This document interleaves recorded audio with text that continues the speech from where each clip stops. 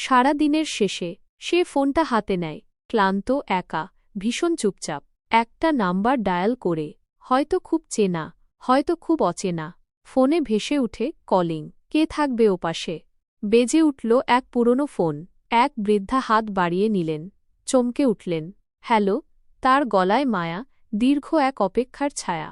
দুই পাশে দুই পৃথিবী। এক অচেনা কল, কিন্তু হৃদয় যেন ধীরে ধীরে চিনে ফেলে। তুমি ভুলে কল করেছ বাবা, কিন্তু অনেক দিন কেউ মা ডাকে না আমায়। সরি। আমি। না না, দোষের কিছু নেই। 1 মিনিট আমাকে মা হতে দাও না। চারপাশে নীরবতা, কিন্তু ফোনের ওপাশে শব্দে কান্না লুকিয়ে। আমি আজ খুব একা মা, আর কারো কাছে কিছু বলতে ইচ্ছে করছে না। একটা ভুল কল, ধীরে ধীরে সত্যি হয়ে উঠছে। তোমার কথা শুনেই মন ভরে গেল বাবা। একজন মা কখনো ব্যস্ত হয় না সন্তানের জন্য। ফোনটা কাঁপে না, কাঁপে শুধু মন, এক টুকরো মায়ের ছায়ায়। চায়ের কাপ হাতে বৃদ্ধা তাকিয়ে থাকেন আকাশের দিকে। মনে পড়ে কেউ ডেকেছিল মা। হয়তো আজ নতুন একজন মায়ের আশ্রয় পেয়েছে সে।